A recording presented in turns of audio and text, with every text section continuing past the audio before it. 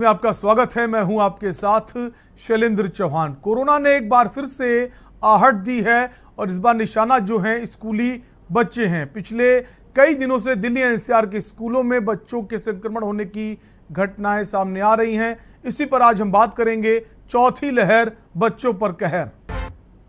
देश दुनिया में कोहराम मचाने वाले कोरोना को लेकर जो लोग सोच रहे हैं कि कोरोना खत्म हो गया, दरअसल उनके लिए एक चौंकाने वाली खबर है।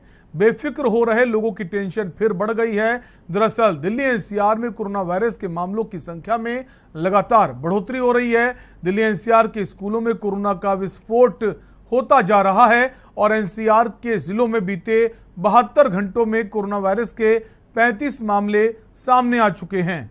गाजियाबाद और नोएडा के स्कूलों में बुधवार को कोरोना संक्रमण के 12 नए मामले सामने आए हैं। छात्रों और शिक्षकों के संक्रमित होने के मामले चिंता बढ़ा रहे हैं। जानकारी के मुताबिक स्वास्थ्य विभाग ने नोएडा और गाजियाबाद के स्कूलों में 12 और नए कोरोना के केसों की पुष्टि की है, जिससे बीते 72 घंटे में एनसीआर के जिलों में कुल मामलों की संख्या 35 पहुंच गई है। दावा किया जा रहा है कि अभी और स्टूडेंट्स घर पर पॉजिटिव पाए गए हैं, मगर इसकी आधिकारिक पुष्टि नहीं हुई है। इतना ही नहीं, काफी स्टूडेंट्स में लक्षण हैं मगर उन्होंने कोरोना की जांच नहीं कराई है। सोमवार से अब तक एनसीआर के स्कूलों में कोरोना वायरस के अब तक 35 मामले दर्ज किए जा चुके हैं। नोएडा में 27 मामले सामने आए हैं, जिनमें 24 स्टूडेंट्स और 3 टीचर भी शामिल हैं। वहीं 8 मामले गाजियाबाद से हैं, जिनमें 7 छात्र और 1 शिक्षक शामिल है। लेटेस्ट मामले शिवनगर स्कूल नोएडा और डीपीएस इंदिरापुरम में दर्ज किए गए हैं। स्कूलों में कोरोना के बढ़ते मामलों के बीच स्कूलों को बंद किया जा रहा है और कक्षाएं ऑनलाइन ली जा रही। विभिन्न स्कूलों में संक्रमित छात्रों को अलग करने और उनके संपर्क में आए छात्रों का पता लगाने का काम किया जा रहा है। इतना ही नहीं, स्कूल परिसर में जांच बढ़ाई जा रही है और सोशल डिस्टेंसिंग का पालन भी किया जा रहा है। लेकिन सवाल इस बात का है, क्या अब चौथी लहर आएगी? जिस तरह से मामले बढ़ते जा रहे हैं, इसी पर हम बात करेंगे। कई खास मेहमान जो है हमारे साथ जुड़ गए हैं। इसके अलावा अलग अलग जिलों से संवाददाता भी जुड़े हैं। हमारे साथ डॉक्टर प्रोफेसर विकास मिश्रा जुड़ गए, माइक्रोबायोलॉजिस्ट हैं। डॉक्टर विकास, बहुत बहुत स्वागत है आपका। साथ ही साथ हमारे साथ सीमा त्यागी अभिभावक संघ से जुड़ी हैं। सीमा जी, स्वागत है आपका। और अलग अलग जिलों से हमारे संवाददाता भी जुड़ गए हैं उनके। और सबसे पहले प्रोफेसर डॉक्टर विकास, आपके पास ही आएंगे। सर, जैसे मामले बढ़ते जा रहे हैं, क्या ये माने अब तीसरी लहर के बाद ये चौथी लहर का संकेत है? देखिए, सबसे पहले तो आपके माध्यम से मैं जनता को ये बोलना चाहूंगा कि कोरोना अभी हमारे बीच में है, अभी गया नहीं है और लगभग साल 1.5 साल लहरें आती रहेंगी। इससे घबराएं नहीं, इससे सावधान रहें और सचेत रहें। इससे परेशान होने की जरूरत नहीं है। इससे पार पाने का तरीका बहुत आसान है। एप्रोप्रिएट कोविड बिहेवियर का पालन करें, सोशल डिस्टेंसिंग करें, इसके साथ साथ अपने आप को वैक्सीनेट कराएं। बिल्कुल, वैक्सीनेशन जो है बहुत जरूरी है। सीमा जी के पास आएंगे। सीमा जी, जिस तरह से बच्चों का लगातार संक्रमण होना, अब बहुत चिंता जो है पेरेंट्स की हो गई है। चूंकि 10 से 12 दिन बाद सीबीएसई बोर्ड के एग्जाम्स हैं, इंटरमीडिएट के, हाई स्कूल के, उसको लेकर अब क्या कोशिश की जानी चाहिए पेरेंट्स की तरफ से, या फिर स्कूल प्रशासन को बोलना चाहिए बोर्ड को लेटर लिखे और पोस्टपोन किए जाए एग्जाम? इस स्थिति की तरफ हम बढ़ चुके हैं। सीमा जी।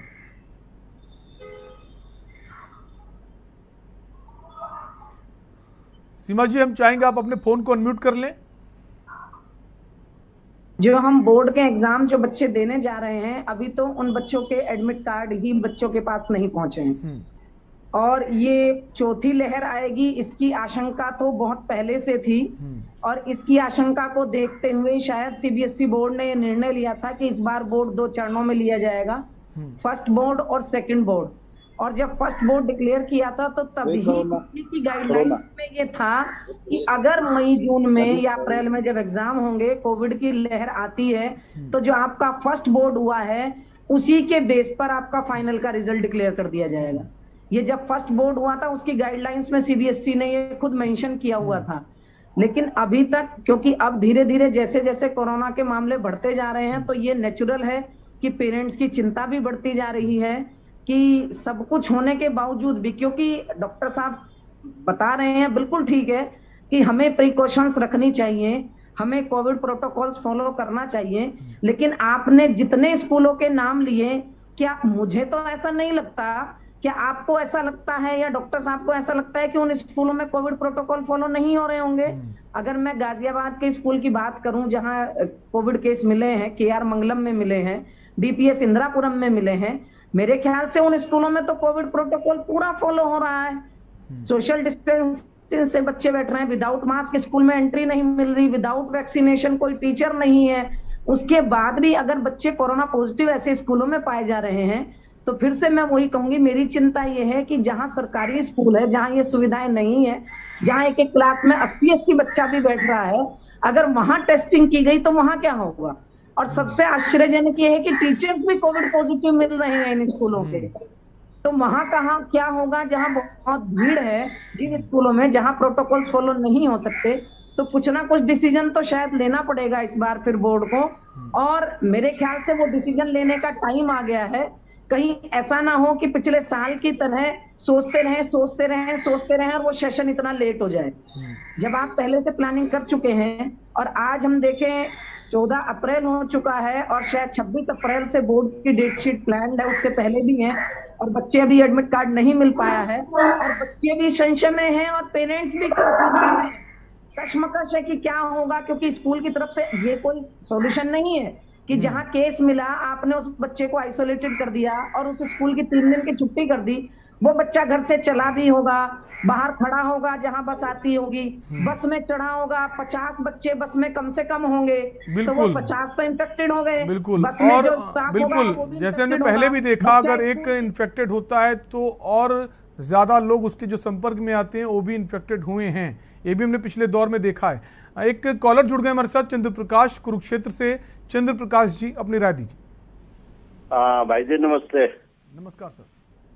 मैं ये कहना चाहता हूँ कि जो सरकार द्वारा मापदंड बनाए जाते हैं उसकी कहीं ना कहीं कमी रह जाती है, क्योंकि आप देखते हैं कि पहली लहर आई, दूसरी आई, तीसरी आई, चौथी की अब संभावना हो रही है, तो इसमें हमें सजगता तो बरतनी पड़ेगी। हमारे हरियाणा में एक कहावत है, बोले अकड़ में मर जाएंगे पर दलिया नहीं खाएंगे। अरे भाई, आपको सरकार कह रही है मुंह के ऊपर मास्क लगाओ, मास्क लगाओ, आप अपनी जान भी बचाओ और पड़ोसी की भी जान बचाओ। तो अनुपालना हम लोग नहीं कर रहे, जिसका जो है ना खामियाजा बच्चों को भुगतना पड़ता है। अब सर मैं आपको बताता हूँ, मेरी 68 ईयर्स मैं हूँ और जो है मेरे को और मेरी मिसेस को दोनों को जो है ना हमने अपना इंजेक्शन लगवा लिया। तो टाइमली जो सरकार हमें सुविधा दे रही है और जो सरकार सुविधा प्रोवाइड करवा रही है उसको भी तो हमें गेन करना चाहिए। हमें ये नहीं देखना चाहिए कि हम इनकम टैक्स पे ही है और जो है ना हम कुछ नहीं, सिर्फ सरकार को इनकम टैक्स दिया और जान छुड़ा ली, ऐसा नहीं है। आप देखिए ये जो स्कूल है, बड़े बड़े स्कूल है, ये धन्ना सेठ हो गया है, किसी आम आदमी का स्कूल नहीं है। कहीं आपके बच्चों के पैसे नहीं लगे हुए होंगे सर, कहीं मेरे बच्चों के पैसे नहीं लगे हुए, ये धन्ना सेठ हो गए। और धन्ना सेठ किन के सहारे चलते हैं? ऊपर वालों के। तो मैं ये कहना चाहता हूँ कि जो भी नागरिक है उनसे हाथ जोड़ के विनम्र निवेदन करता हूँ और झोली पसार के कहता हूँ कि आप जो है सरकार का जो गाइडलाइन बनाइए, जो प्रिकॉशंस हैं वो आपको बरतने चाहिए, सोशल डिस्टेंसिंग का जो नियम है उसे फॉलो करें, मास्क जरूर लगाएं। लेकिन अब हम देख पा रहे हैं तमाम सारे लोग बिना मास्क के नजर आ रहे हैं। बहुत बहुत शुक्रिया चंद्र प्रकाश जी अपनी राय देने के लिए। हम वापस आएंगे, हमारे साथ कई सारे संवाददाता बने हुए हैं। जयवीर मावी हमारे साथ गाजियाबाद से जुड़े हुए हैं। गाजियाबाद के कई स्कूलों में संक्रमण के मामले सामने आए हैं। जयवीर, आपसे जानना चाहेंगे इस वक्त गाजियाबाद की अगर बात करें तो कौन कौन से कितने स्कूल हैं जहां पर संक्रमण के मामले सामने आए हैं?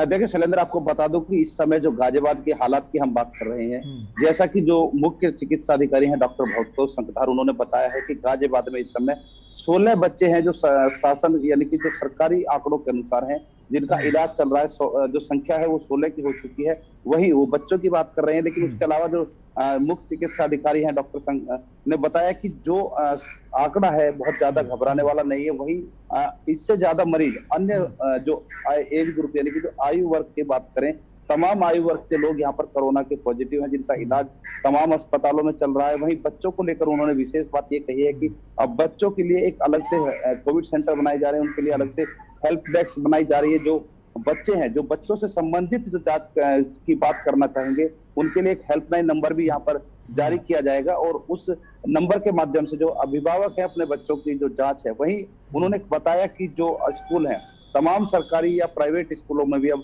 जो जांच है, जो बच्चों को लेकर खास तौर पर, क्योंकि जिस तरह बच्चों को कोरोना का कहर कहा जा रहा है, जिस तरह बच्चों की जो संख्या है, जो आंकड़े हैं लगातार तेजी से बढ़ रहे हैं और जो छोटे बच्चे हैं जिनको लेकर सरकार के साथ साथ आम आदमी भी पूरी तरह से कहा जा सकता है कि भय में है कि जो बच्चे हैं, ननिहाल हैं, जो छोटे बच्चे स्कूल जाते हैं, उनको लेकर, क्योंकि अभिभावकों की बात करें, कोई भी अभिभावक अपने बच्चों को कोविड या किसी भी महामारी या खतरे में नहीं डालना चाहता है, तो कहीं ना कहीं उन तमाम समस्याओं को देखते हुए गाजियाबाद प्रशासन ने तमाम स्कूलों में कोविड की जो जांच है उसमें तेजी लाने की बात कही है। कोविड के जो टेस्ट हैं वो स्कूलों में भी अब कराए जाने की बात कही है, हेल्प सेंटर बनाने की बात की है, कोविड हेल्प डेस्क बनाने की बात कही है। वो वही जो आंकड़े की बात है, आंकड़े के लेकर कहा गया है कि जो आंकड़े हैं, हालांकि अभी बच्चों की जो संख्या है वो 16 हो चुकी है, लेकिन बच्चों की अगर बात करें, जो उनकी इम्यूनिटी है, जो उनकी रोग क्षमता की, जो रोग प्रतिरोधक क्षमता की हम बात करते हैं, वो ज्यादा होती है। तो इसलिए इस कोरोना से क्योंकि घबराने की बात नहीं है, कहीं ना कहीं उन्होंने कहा है। लेकिन कुल मिलाकर जो पेरेंट्स हैं उनकी चिंताएं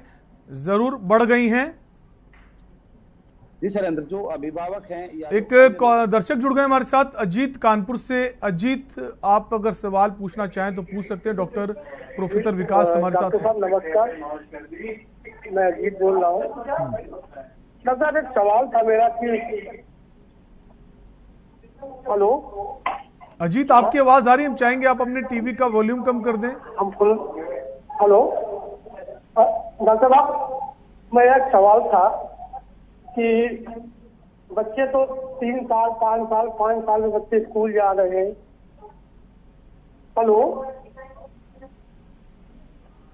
अजीत, आपकी आवाज आ रही है, अपना सवाल कर सकते हैं आप। जी डॉक्टर साहब, से मेरा सवाल था कि 3 साल 5 साल के बच्चे स्कूल जा रहे हैं, उनको कितनी देर तक मास्क लगाया जा सकता है? बच्चे तो बच्चे हैं ना, तो 2 घंटे 3 घंटे मास्क लगाएंगे, इसके बाद वो आपस में ग्रुप में खेलते हैं। तो क्या कोई ऐसा प्रिकॉशन नहीं है जो परमानेंट सोल्यूशन हो कि बच्चे उससे मुक्त पा जाए? क्योंकि आज जब चुनाव आता है, चुनाव के टाइम आपका सवाल वाजिब है और हम चाहेंगे प्रोफेसर डॉक्टर विकास इसका जवाब दें। लेकिन आपको ये समझना पड़ेगा कि एप्रोप्रिएट कोविड बिहेवियर में खाली मास्क लगाना नहीं आता है, सोशल डिस्टेंसिंग भी होती है। बच्चे को हमेशा मास्क लगाने की जरूरत नहीं है। बच्चा अगर एप्रोप्रिएट डिस्टेंस से लगभग 3-3.5 गज की दूरी पे बैठा हुआ है बाकी बच्चों से, तो उसे उतना खतरा नहीं होता है। इसके अलावा आपने जो दूसरी चीज बोली कि क्या तरीका है, तो इसमें यही एक अच्छा तरीका है कि बच्चे की इम्यूनिटी यानी कि प्रतिरोधक क्षमता को बढ़ाना। अब सवाल ये उठता है कि प्रतिरोधक क्षमता बच्चे की कैसे बढ़े। तो सबसे पहले बच्चे पर अभिभावकों को ये ध्यान रखना पड़ेगा कि हर बच्चा कम से कम 8 से 9 घंटे की नींद प्रतिदिन ले, जिससे उसका स्ट्रेस लेवल कम हो, उसका जो फिजिकल बॉडी है वो स्टिमुलेटेड रहे और इम्यूनिटी रिस्पॉन्स अच्छी रहे। दूसरी बात, बच्चे को बैलेंस डाइट देना है। बैलेंस डाइट का मतलब उसमें प्रोटीन की मात्रा, कार्बोहाइड्रेट की मात्रा, फैट की मात्रा बराबर से हो, बराबर अनुपात में हो। अगर आसान शब्दों में मैं कहूं तो बच्चे के खाने की प्लेट में रंग बिरंगी होनी चाहिए, उसमें दाल हो, हरी सब्जियां हो, पनीर हो, इसके अलावा फ्रेश फ्रूट्स या वेजिटेबल्स। कोई महंगे फल लेने की जरूरत नहीं है, जो भी सीजनल फल है वो फ्रेश हो, वो आप दें। इन सीजनल फल जो होते हैं, कोई भी फल होता है उसमें एंटीऑक्सीडेंट्स होते हैं, ऑक्सीजन फ्री रेडिकल्स होते हैं जो कि वायरस से लड़ने की क्षमता, जो मरीज है उसकी लड़ने की क्षमता उसको बढ़ाते हैं। तो अगर बच्चा बैलेंस डाइट लेगा, 8 से 9 घंटे की स्लीप लेगा, इसके साथ साथ थोड़ा थोड़ा एप्रोप्रिएट कोविड बिहेवियर का पालन करेगा, तो इसमें कोई चिंता की बात नहीं है। डाइट जो है बहुत इंपॉर्टेंट है, परफेक्ट डाइट होनी चाहिए। साथ ही साथ मास्क ना लगाए तो सोशल डिस्टेंसिंग को जरूर फॉलो करें। हमारे साथ मुनेंद्र बने हुए हैं। नोएडा से भी कई सारे मामले सामने आए हैं। मुनेंद्र, आपके पास आएंगे।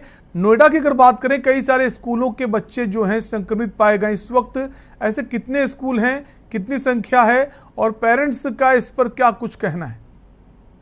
जी बिल्कुल, कल तक जो सूचना थी हमारे पास तकरीबन 3 स्कूलों की थी, जिनमें कि 15 बच्चे कोविड पॉजिटिव पाए गए थे। 3 शिक्षक भी कोविड पॉजिटिव थे, लेकिन आज फिर से संख्या डबल हो गई है।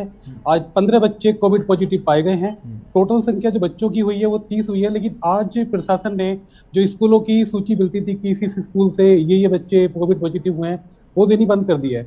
अब वो सिंपली संख्या बता रहे हैं कि इतने इतने बच्चे हैं और इतने बच्चे आज कोविड पॉजिटिव है। टोटल जो कोविड की संख्या थी आज 44 थी, तो 44 में अगर 15 बच्चों की संख्या आई है तो ये बहुत बड़ी संख्या मानी जाती है। बहुत तेजी से जो उछाल आया है वो बहुत चिंताजनक है। एक ब्रेक का वक्त है। दत्ता हमारे साथ बने हुए हैं, उनसे भी जानेंगे उनके शहर का इस वक्त क्या हाल है। जल्द लौटेंगे। आप देख रहे हैं के न्यूज, खबरों का सारथी। सोचिए मत, मेरी और पूरे हिंदुस्तान की तरह आप भी समर कूलर और होम अप्लायंसेस लीजिए और बेफिक्र हो जाएगी। जुबान के लिए उड़ चला गैरों की ज़मीं पर, खुशबू अपने पन की ढूंढता और दूर कितना भी जा, इस जुबान से दूर ना जा पाओगे। विमल, बोलो जुबान केसरी। आप देख रहे हैं के न्यूज, खबरों। ब्रेक के बाद एक बार फिर आपका स्वागत है। हम बात करें कोरोना संक्रमण एक बार फिर से बढ़ चला है। कई सारे मामले सामने आए, खासकर दिल्ली एनसीआर के, और इस बार जो निशाना है वो स्टूडेंट्स हैं। हमारे साथ तमाम सारे संवाददाता अलग अलग जिलों से बने हुए हैं, वापस उनके पास आएंगे। हमारे साथ लखनऊ से भरत सेठी हैं। भरत, अगर लखनऊ की बात करें, क्या लखनऊ में भी मामले सामने आए हैं और कितना तैयार है स्कूल प्रशासन? देखिए, लखनऊ की अगर हम लोग बात करते हैं, लखनऊ में अभी राहत बड़ी खबर ये है कि ऐसे अभी मामले प्रकाश में नहीं आए हैं जो कोविड संक्रमित बच्चे हुए हों। लेकिन कहीं ना कहीं स्कूल प्रशासन की लापरवाही देखी जा रही है। जिस तरीके से कोरोना आया, उसके बाद स्कूल खोले गए, कोविड के नियमों का पालन करवाया गया, जैसे जैसे कोरोना के आंकड़ों में कमी आती रही मामलों में, वहीं स्कूल प्रशासन की जो लापरवाही है वो भी लगातार उजागर होती गई। तमाम बड़े नामी स्कूल है वहां पर आज भी, अब की बात करें, जो समय स्थिति की बात करें, वहां पे कोई भी कोविड प्रोटोकॉल का पालन नहीं हो रहा है। लोग, बच्चे हैं, छोटे छोटे बच्चे बिना मास्क के जा रहे हैं, चाहे वो टीचर्स की बात करें, चाहे वो स्कूल के अंदर की बात करें, सभी लोग बिना मास्क के देखे जा रहे हैं। सबसे बड़ी बात है कि जब स्कूल छूटता है, स्कूल की वैन में जो बच्चों की भीड़ होती है, बसों में भीड़ होती है, कहीं ना कहीं ये बेहद चिंताजनक है कि आने वाली जो स्थिति है वो खतरनाक ना हो जाए। लेकिन तमाम जो प्रशासन है बातें करता है कि उत्तर प्रदेश सरकार लगातार प्रयास कर रही है स्कूलों को गाइडलाइन पालन करने का जो जिला निर्देश दे रही है, लेकिन अभी भी बहुत से ऐसे स्कूल हैं, 70 से 80% लखनऊ में, जो कोविड गाइडलाइंस के नियमों का पालन नहीं करवा रहे हैं। और यही ना पालन करवाना कहीं ना कहीं बेहद खतरनाक साबित हो जाए। स्कूल की बात करें, अब कोविड प्रोटोकॉल्स की बात करें, साथ ही अब जो मामले बढ़ने लगे हैं बच्चों को लेकर, डॉक्टर भी लगातार ये एडवाइस दे रहे हैं कि कोविड जो भी प्रोटोकॉल्स का जो फॉलो करें, स्कूल वाले फॉलो करवाएं बच्चों को लेकर, लेकिन नहीं देखने को मिल रहा है ऐसी चीज। अब ये योगी सरकार ने जरूर फैसला लिया है, जो बड़े लोग जो बाहर से फॉरेन से यात्रा करके आ रहे हैं, हर यात्री की एयरपोर्ट पर जांच होगी और हॉस्पिटलों में विशेष तौर पर तैयारी की जाए। जिस तरीके से सेकेंड वेव और थर्ड वेव में पीछू रूम्स बनाए गए थे बच्चों को लेकर, बच्चों को दिक्कतें हो तो तुरंत उनका इलाज मिले, वो तैयारी सर जो जिला प्रशासन स्तर है वो शुरू कर दिया है। लेकिन स्कूल की लापरवाही अभी भी साफ तौर पर देखने को मिल रही है। भरत, क्या लगता है जो दिल्ली एनसीआर में मामले सामने आए हैं, नोएडा, गाजियाबाद की अगर बात करें, तो क्या जो सरकार है वो कुछ सख्त आदेश जारी कर सकती है स्कूल प्रशासन के खिलाफ? देखिए, बिल्कुल स्कूल प्रशासन के खिलाफ आदेश भी जारी, इस समय कार्रवाई भी करनी चाहिए कि जो लापरवाही जो स्कूल बरत रहे हो, अगर कार्रवाई सरकार नहीं करती है, आदेश जो गाइडलाइंस जो स्कूल फॉलो नहीं करे उनके पर कार्रवाई नहीं करती है, तो जो स्थिति बिगड़ सकती है। और अब स्कूलों पर विशेष तौर पर ध्यान देना चाहिए कि कितने स्कूल में कितने बच्चे कोविड नियम का पालन कर रहे हैं और कितने स्टूडेंट्स वहां पे, क्या टाइम बांटा जाए या डिवीजन उनको एक टाइम के अकॉर्डिंग उनको लाया जाए कि इतने बच्चे इस टर्म में आएंगे और बाकी के बच्चे पार्ट में आएंगे। तो ये बहुत जरूरी है बच्चों को स्कूल में अगर कोविड से बचाना है तो। जी बिल्कुल। हमारे साथ मेरठ से बने हुए राजू शर्मा हमारे संवाददाता हैं। राजू, मेरठ की अगर बात करें तो मेरठ की तस्वीर इस वक्त क्या है कोरोना को लेकर और खासकर जो स्कूल हैं उनको लेकर? बिल्कुल, मैं बता दूं कि मेरठ की अगर हम बात करें तो इक्का दुक्का ही केस हर दूसरे या तीसरे दिन यहाँ पर सामने आ रहे हैं, लेकिन अभी फिलहाल जो है कोई हताहत होने की बात नहीं है। लगातार जो है स्कूल प्रशासन द्वारा भी सख्ती बढ़ती जा रही है। लेकिन अगर हम एनसीआर की बात करें तो एनसीआर में जिस तरह से लगातार बच्चों के संक्रमित होने का मामला प्रकाश में आया, वो कहीं ना कहीं अभिभावकों की परेशानी बढ़ाने का मामला है। तो इससे में कहीं ना कहीं स्कूल प्रशासन की लापरवाही बिल्कुल साफ नजर आ रही है। बिल्कुल, अभिभावक संघ से हमारे साथ सीमा त्यागी जी बनी हुई हैं। सीमा जी, जैसे कि राजू भी कह रहे हैं, जो पेरेंट्स हैं उनकी चिंताएं बहुत बढ़ गई हैं। अब क्या पेरेंट्स पर छोड़ देना चाहिए, वो बच्चों को स्कूल भेजें या ना भेजें? बिल्कुल शैलेंद्र जी, पेरेंट्स की चिंताएं तो बहुत ज्यादा स्तर तक बढ़ गई हैं। एक चिंता मेरी ये भी है, मैं अभी आपके संवाददाता से भी बात कर रही थी इस बारे में, कि पेरेंट्स बेचारे अभी तो, क्योंकि सरकार ने पहले कोई गाइडलाइन नहीं जारी की, स्कूल प्रशासन को सख्त निर्देश नहीं दिए, और ना ही प्रशासन ने ये चेक किया कि क्या सारे स्कूल का स्टाफ पूरी तरीके से वैक्सीनेटेड है, क्या बच्चे वैक्सीनेटेड है। अब जब केसेस आने शुरू हो गए हैं और आपके संवाददाता बात कर रहे हैं इनसे, मेडिकल अधिकारियों से, तो इनका कहना यह है कि हम कर रहे हैं, हम दे रहे हैं, हम कर रहे हैं, हम ऐसा करेंगे।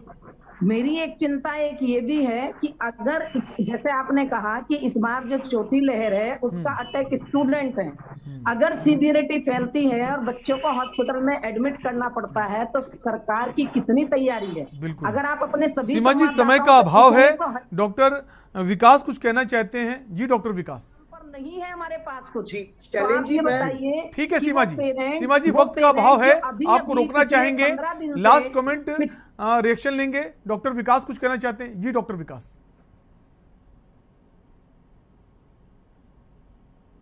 डॉक्टर विकास, आप कह सकते हैं अपनी बात।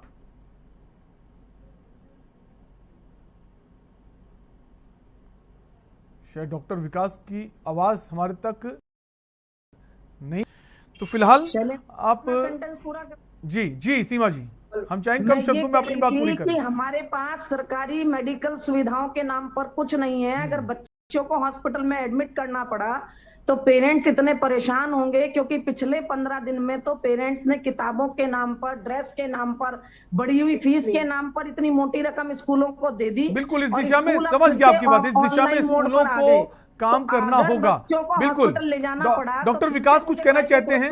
लास्ट कमेंट डॉक्टर विकास से ले लेंगे। जी मेरी आवाज आ रही है? जी डॉक्टर विकास, आपकी आवाज आ रही है। देखिए समय कम है, मैं छोटी सी बात आपसे कहूंगा। सबसे पहली तो ये मिथ्या है कि ये बच्चों में फैल रहा है। आप ये समझिए, जो हमारी तीसरी लहर का कारण था ओमिक्रॉन, वो केसेस क्यों कम हो गए? क्योंकि हमारी 90% से ज्यादा पॉपुलेशन उससे इम्यून हो गई। अब जब कभी भी नया वेरिएंट म्यूटेट होके आता है तो ये मेट्रोपोलिस में पहले आता है, जहां पे पॉपुलेशन मिक्सचर होता है, बड़ी सिटीज। इसीलिए हमें गाजियाबाद, दिल्ली, मुंबई, इन सब जगह केसेस ज्यादा दिख रहे हैं। और स्कूल में क्यों दिख रहे हैं? क्योंकि वहां पे आपका एक पर्टिकुलर एरिया में बहुत सारी पॉपुलेशन एक साथ इकट्ठी होती है, मिक्सिंग ऑफ पॉपुलेशन होता है, कोविड बिहेवियर का पालन नहीं होता है। उससे भी जरूरी बात मैं आपके माध्यम से जनता को कहना चाहूंगा, सभी अभिभावकों को।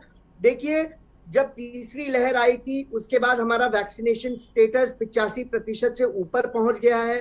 अभी तक जितना शोध हुआ है वो ये बता रहा है कि जो नया वेरिएंट चौथी लहर का कारण होगा वो XC वेरिएंट है, वो कोरोना के ओमिक्रॉन वेरिएंट से ही बना है, और जिसके लिए हमारे शरीर में नेचुरल इम्यूनिटी उसके लिए है। इसलिए अभिभावक बिल्कुल चिंता ना करें।